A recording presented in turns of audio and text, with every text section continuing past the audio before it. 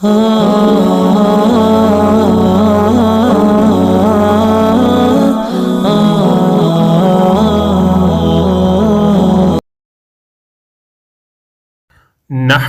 ونصلي على رسوله الكريم أما بعد فأعوذ بالله من الشيطان الرجيم بسم الله الرحمن الرحيم اللهم صل على محمد وعلى آل محمد كما صليت على إبراهيم وعلى آل إبراهيم إنك حميد مجيد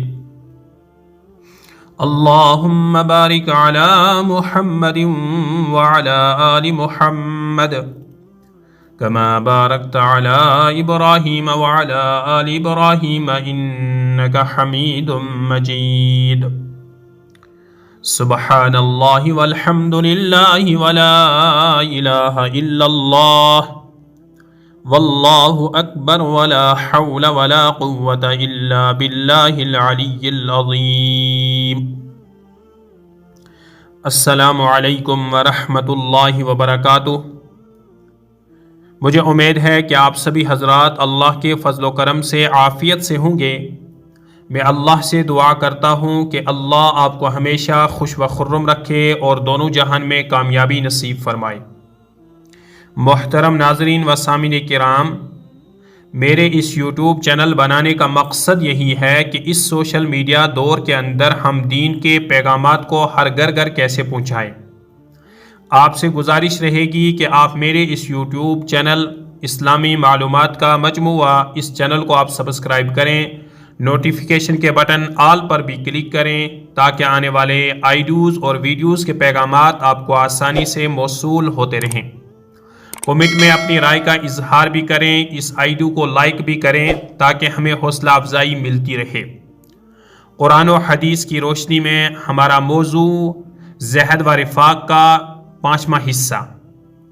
زہد و رفاق کا پہلا، دوسرا، تیسرا، چوتھا حصہ، اس کا لنک میں نے ڈسکرپشن میں ڈال دیا ہے، آپ کلک کر کے سماعت ضرور فرمائیں۔ محترم ناظرین و سامعین کرام، دینی معاملے میں اپنے سے برتر اور دنیاوی معاملے میں اپنے سے کمتر کو دیکھنے کی فضیلت۔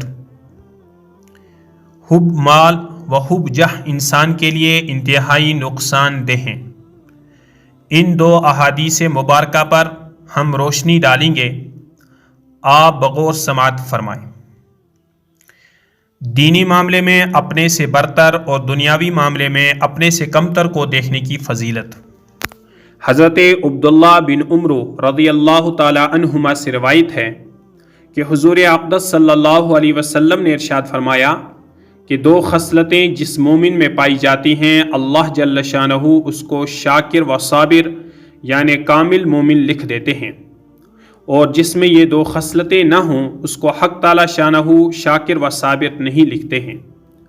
جو شخص اپنے دینی معاملات یعنی علم و عمل، اطاعت و عبادت، قناعت و استقامت اور ریاضت و مجاہدہ میں اپنے اوپر والے کو دیکھے، پھر اس کی اقتداء کرے یعنی اسی کی طرف طاعات و عبادات کی مشقت اٹھائے، برائیوں سے بچنے کا اہتمام کرے، اور جو دینی و باطنی کمالات فوت ہو گئے ہیں ان پر افسوس کرے، اور اپنے دنیاوی معاملات یعنی مال و دولت اور جہ و نسب وغیرہ میں اپنے سے کمتر آدمی کو دیکھے، اور اس کے مقابلے میں اللہ جل شانہ نے اسے جو فضیلت و برتری عطا کی ہے اس پر حق تعالی شانہ کا شکر ادا کرے، تو حق تعالی شانہ اس کو شاکر و صابر قرار دیتے ہیں۔ شاکر تو اس لیے کہ دنیاوی معاملات میں اپنے سے کمتر کو دیکھ کر خدا کا شکر ادا کیا، اور صابر اس لیے کہ دینی معاملے میں اپنے سے برتر کو دیکھ کر انہیں جیسے اعمال کو اختیار کیا۔ اور جس نے دینی معاملات میں اپنے سے کمتر کو دیکھا اور عجب و غرور کا اظہار کیا، اور دنیاوی معاملات میں اپنے سے برتر کو دیکھا اور مال و جہ سے محرومی پر افسوس اور رنج و غم کا اظہار کیا، خداوندہ تعالی شانہ نہ اس کو شاکر قرار دیں گے نہ ہی صابر۔ حب و مال و حب جہ انسان کے لیے انتہائی نقصان دہ ہیں۔ حضرت کعب بن مالک رضی اللہ تعالی عنہ سے روایت ہے کہ حضور اقدس صلی اللہ علیہ وسلم نے ارشاد فرمایا کہ دو بھوکے بھیڑیے جن کو بکریوں کے ریوڑ میں چھوڑ دیا جائے وہ بکریوں کو اتنا نقصان نہیں پہنچاتے جتنا انسان کے دین کو مال وجہ کی حرص نقصان پہنچاتی ہے۔ محترم ناظرین و سامعین کرام، اس مختصر سی آئیڈیو کو یہیں پر مکمل کرتے ہیں۔ دینی پیغامات کو سننے کے لیے آپ اس چینل کو ضرور سبسکرائب کریں، نوٹیفیکیشن کے بٹن پر بھی کلک کریں تاکہ آنے والے آئیڈیوز اور ویڈیوز کے پیغامات آپ کو آسانی سے موصول ہو سکیں۔ کمنٹ بھی کریں اور اس آئیڈیو کو لائک بھی کریں۔ دیجیے شفیق الاسلام کو اجازت۔ السلام علیکم ورحمۃ اللہ وبرکاتہ، وآخر دعوانا ان الحمد للہ رب العالمین۔